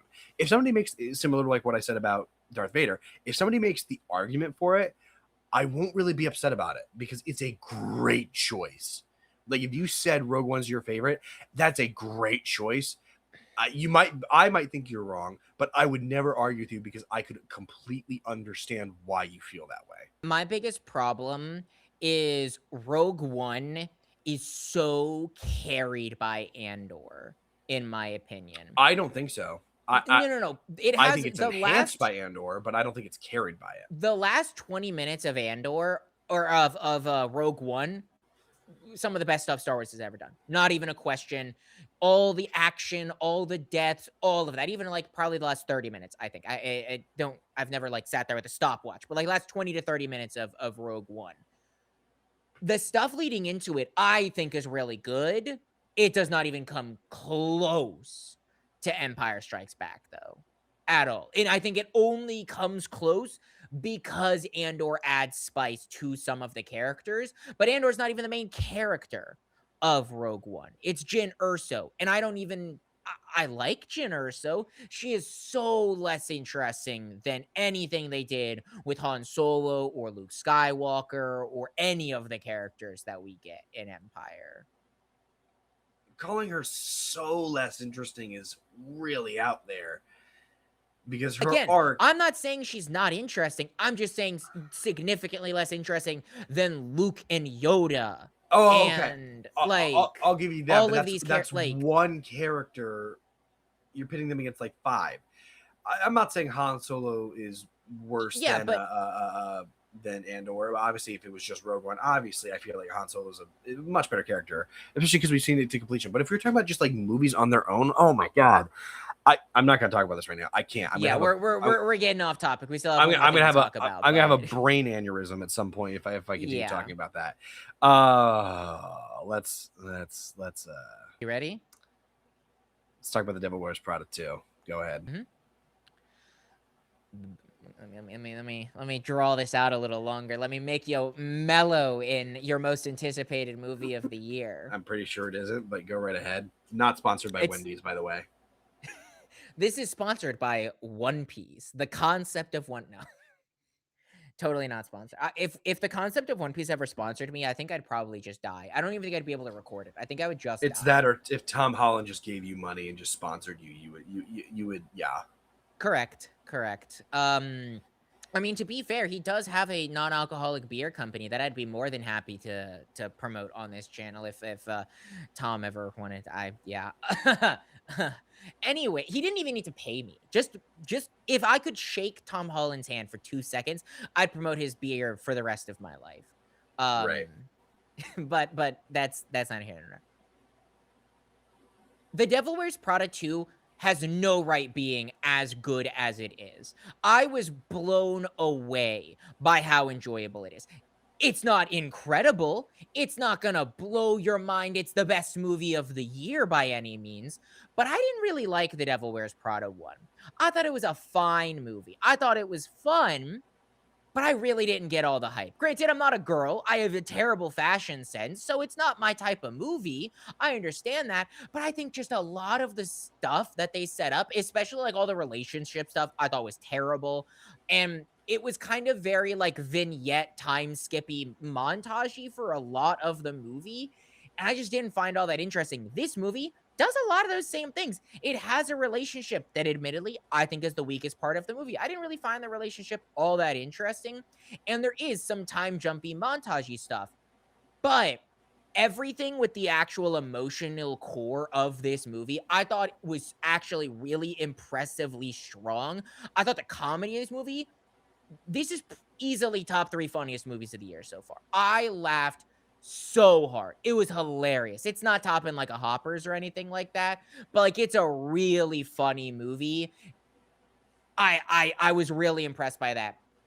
Any movie where Nigel gets to be the GOAT of the movie, though, like Nigel carries the first movie for me. Nigel and Ari, like their relationship, so good. I love it. They get more screen time in this movie than they did the first one, and I think the movie is all the better for it. I think that the main emotional through line of this movie, again, it's so good. I think the betrayal in the movie, like that kind of switch flip, was really good.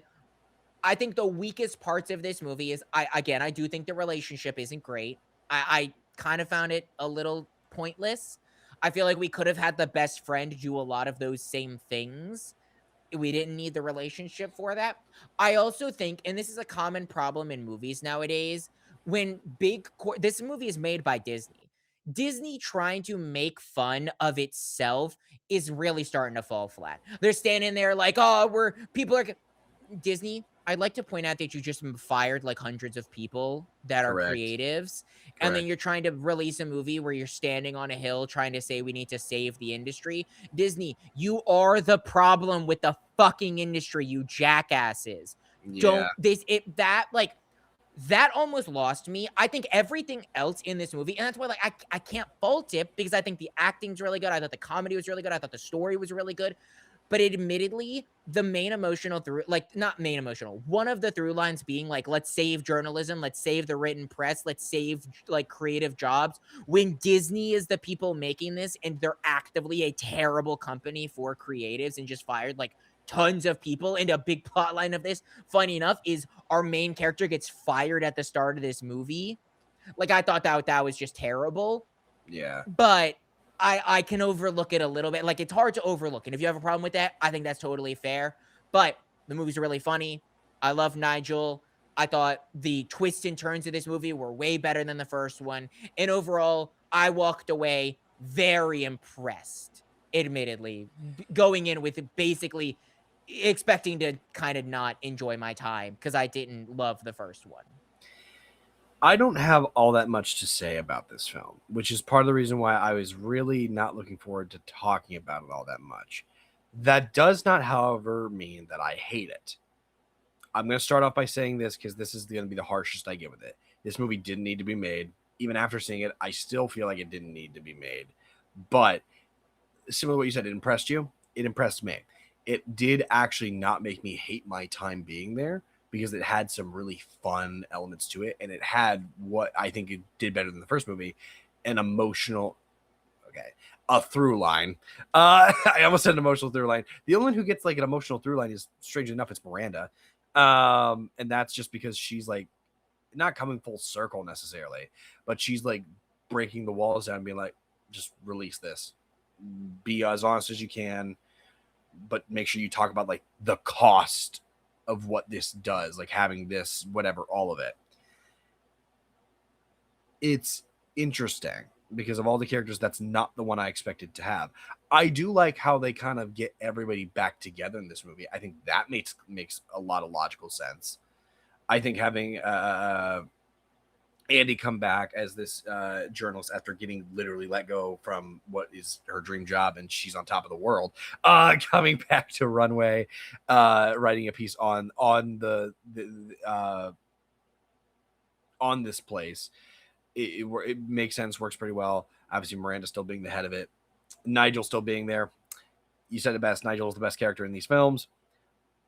Not really. I think that's just Stanley Tucci and his charismatic like charisma. I love Stanley Tucci. I think he's great in almost everything he touches. Have you ever seen Age of Extinction? No, that movie is not good. Transformers 4 is objectively not a good movie, but I think I've rewatched that one more. Oh wait, no, I think I have actually. I think I've rewatched the movie more because of him, just because of how stupid funny he is in that film. You know, when he's running down the hallway, he's like, "Excuse me," they're all in Japan. Excuse me. How do I say get the fuck out of the way in Chinese? He's just like running up the hallway. I'm like, nope, that's funny. I like that. Thank you, Stanley Tucci. He's great here. All the acting here is really good, but it's the way they bring all the characters together to all tackle this one goal. Like, the thing I love about this is they're not all friends, to be, I guess, like to a lesser extent. None of them like the fact they're working with each other, but they're kind of forced to save the industry that they all kind of love. Obviously, you have the twist with Emily, you know, being a part, actually working for this other company that's trying to kind of take over Runway, kind of. I don't know how you really want to say it. You know what the best way to describe this movie? And I think a lot of you won't get this, but a lot of people who watch this would get this if they've seen it. This is a more PG version of Succession with all the power struggles. And instead of working for a multi-billion-dollar industry that's, you know, dealing with tech and whatnot, this is obviously focusing on one specific brand. This is PG Succession. Who ends up on top? Is it the old creatives, the people who have been there since day one, fighting side by side, the old guard, or is it the new guard that's eventually going to take over? I don't know. All in all, I think that this is a film that I'm never going to see again. Not because I hated it, just because it just wasn't my thing. But I acknowledge that it is a pretty solid sequel film. It just didn't need to happen. This didn't need to be made at all. I mean, you could say that for like most sequels. You can. But I think it's, in my opinion, I think it's both a fair and unfair argument to make. Because, like, yeah, Empire Strikes Back didn't need to be made. Like, yeah, to wrap up the story, it did. But, like, it didn't need to be made. I get that the argument is, like, yeah, the first one is a complete story. And if they never made another one, no one's going to be upset about that.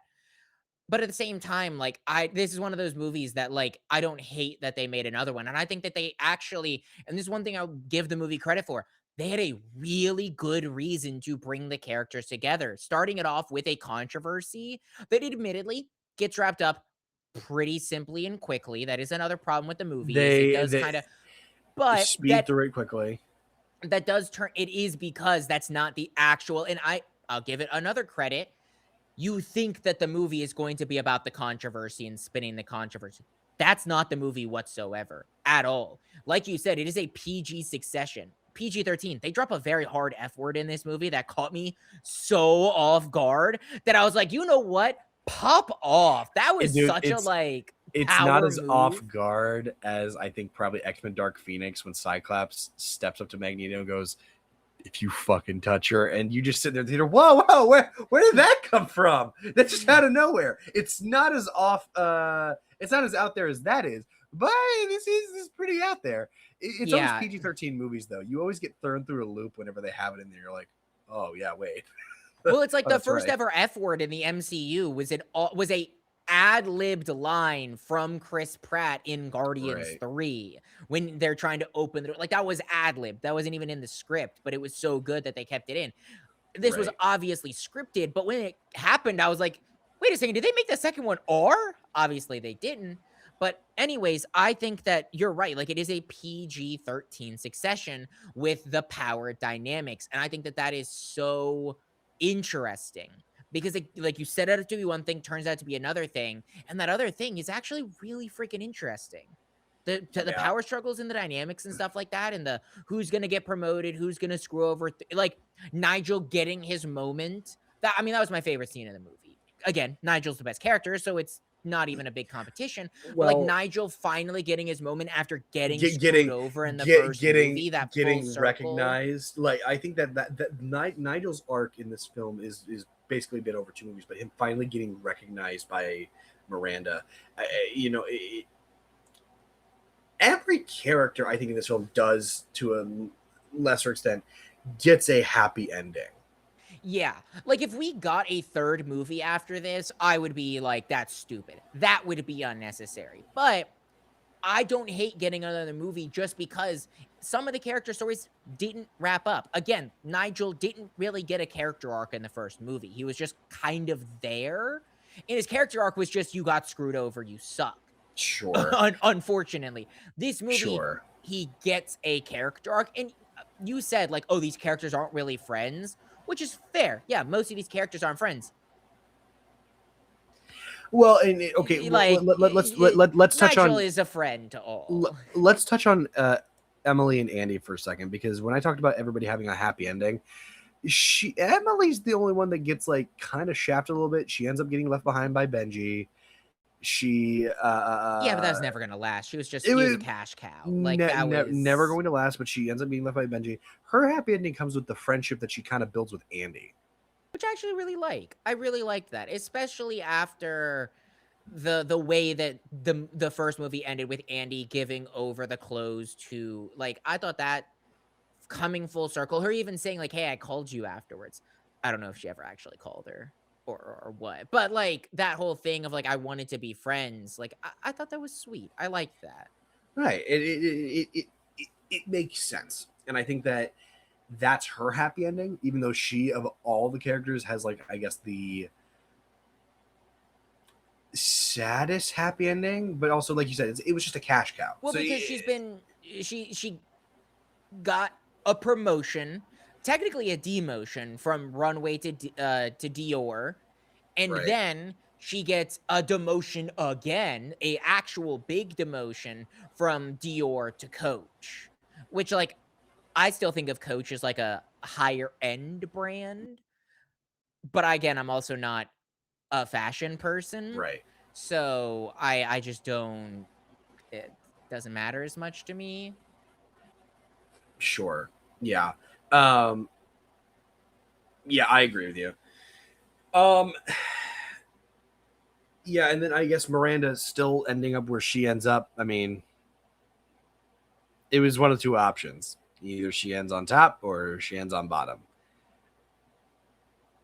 I think Miranda's arc in this is the most interesting. Just because you don't expect her to be the one to have the arc. I think when you go into this film, because of how she was in the first movie, you'd expect it to be Andy, or you'd expect it to be Emily, or even to a lesser extent Nigel. You'd expect it. You wouldn't expect Miranda to be the one to have the. I'm gonna just say it, the emotional through line. It wasn't any. It didn't make me feel anything like super. I wasn't crying in the theater. Anything, no, but it was a nice surprise that the movie gave us. That's what this film is. It's a nice surprise. I expected going in to hate this, to waste my time, especially when I've had a long weekend and I didn't really want to see this. It's just something that's nice that you can actually sit down and watch. Yeah. I think objectively. They played it really smart with her character, because here was one of the things, like, her not remembering Andy, hilarious. But here's the thing that I was worried about. It was so funny. But they could have easily been like, oh, she was joking, or oh, you could tell she still, even at the end of the movie, like, she was lying when she said that she remembered her. Like, she didn't. And I love that. I love that she didn't actually ever care or remember her, and it's all just been this movie, because it makes, I mean, they knew each other 15 years ago for 6 months or 9 months or whatever it was. So her not remembering Andy makes some, hell, in 20 years, I'm probably not going to remember some of the coworkers that I worked with for 6 months that have already left the company that I work for, or like barely remember them. Like, no offense to them, but like, I'm not going to remember. So I love that that was the thing, and they never budged on it. Like, they never budged. Well, even when she said, oh, I remember you, I always thought you were going to do good things, she even admits, I'm lying. I think that again, the emotional through line with that, like, yeah, it's played off for comedy in the moment, but the emotional through line of it is when you think about it, Miranda's job taxed her so much to the point where she wasn't allowed to have friendships. She had to be this person to run this company. She couldn't have friendships. The fact that she doesn't remember her isn't just a comedy. Obviously, it's a comedy factor because how could you forget Anne Hathaway? You know, she was the lead character of the first movie. My biggest problem with the first movie is that they spend the entire movie trying to pretend that Anne Hathaway isn't top 3 most attractive human beings on Earth. Like, they're sitting there like, you're a 7. She's like a 50 out of 1. Like she is like top 2 probably most attractive people. But you get what I'm saying, right? No, I know.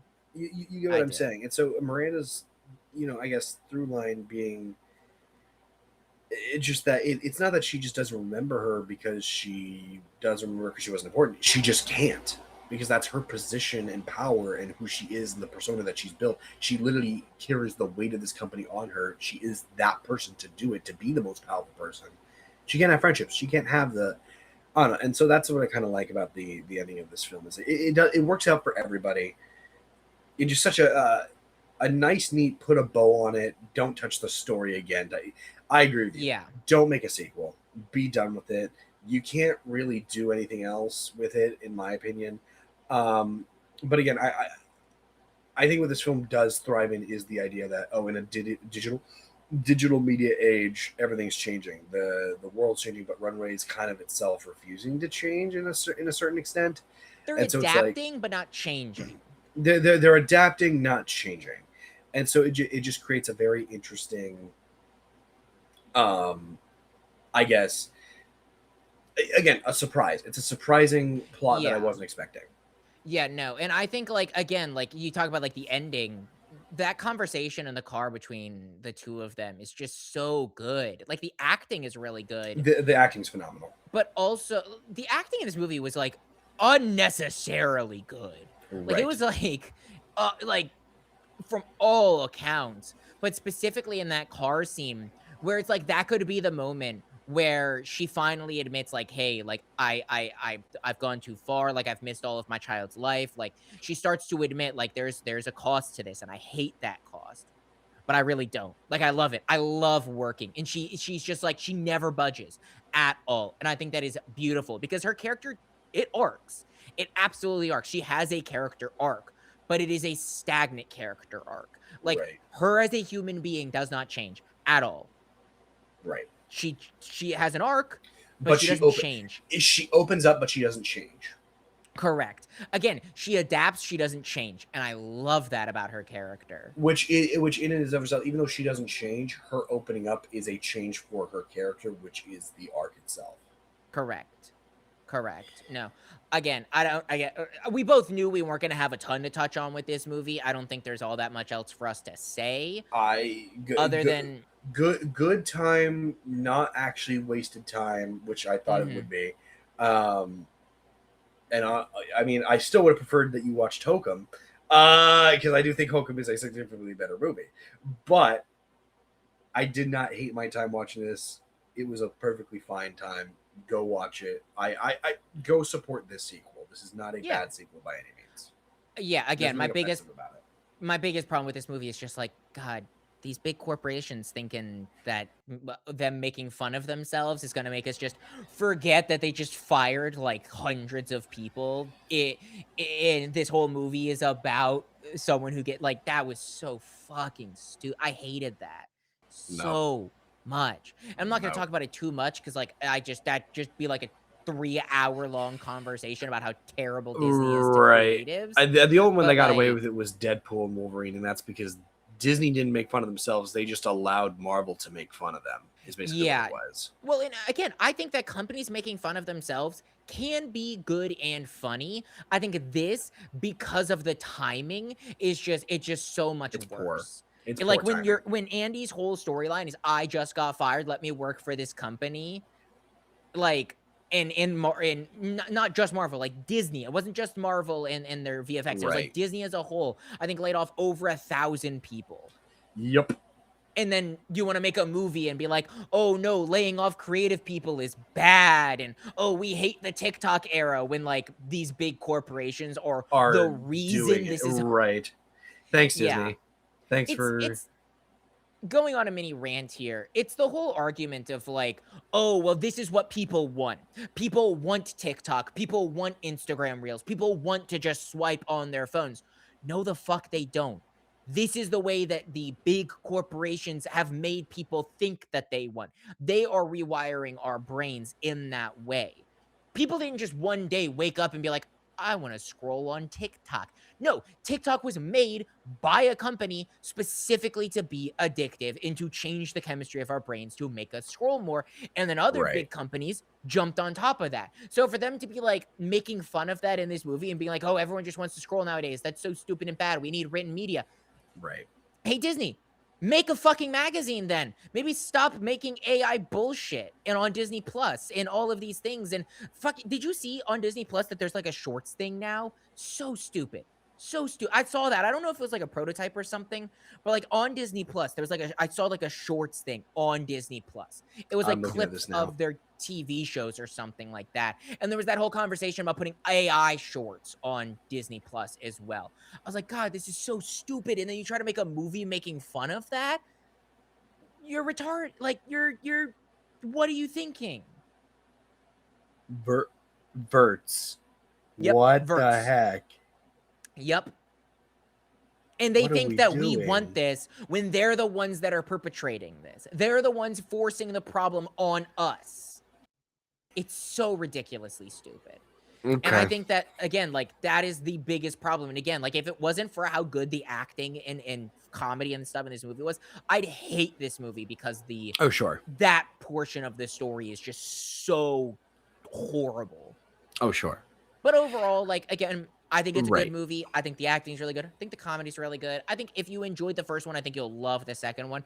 I think if you didn't enjoy the first one and anything we've talked about sounds interesting to you, I think you'll enjoy this movie. Yeah. But it's going to be far from being for everyone.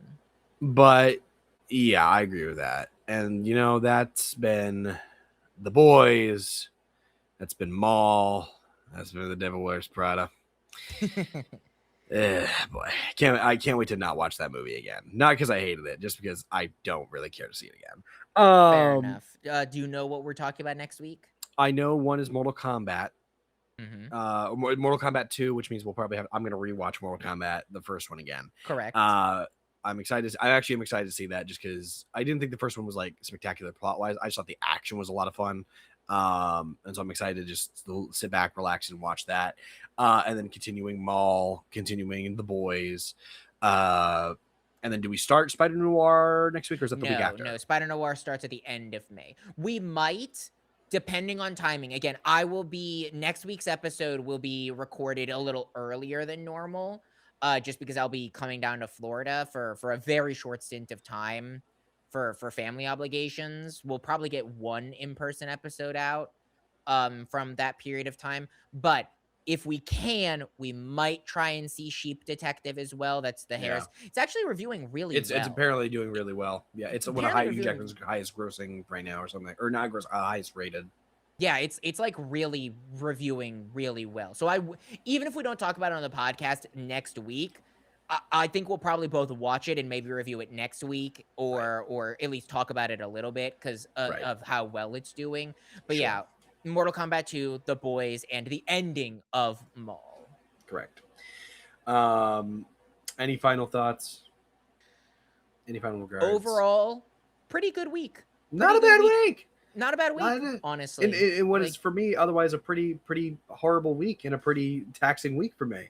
I'm brain dead right now. I'm surprised I even survived this long. I'm going to be completely honest.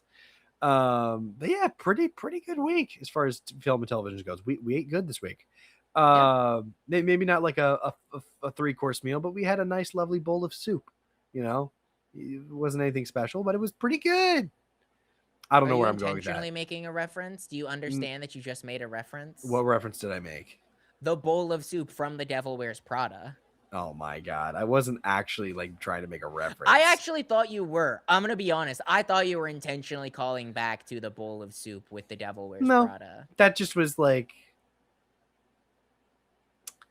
It just kind of happened. I wasn't even thinking about it. Fair enough. Anyway, that being said, ladies and gentlemen, boys and girls, that has been another episode of the Nerdy Nimrods podcast, the only podcast in the world where your two favorite Nimrods talk all things nerdy. If you like what you heard, if you like what you saw, give us a like, give us a follow, hit that little bell notification, get notified whenever we upload. We try to upload every single Sunday afternoon for your leisure. If you like to find some more short form content of ours that we're recently just now getting back into posting, you can find us on @NerdyNimrods on all platforms, social media platforms to be specific there. Instagram, TikTok, YouTube, you name it, we're on it. You can find us. And you can also find us on all streaming platforms under @NerdyNimrods to catch up on other episodes that we have here. But with that being said, ladies and gentlemen, this has been another episode. And as always, stay nerdy.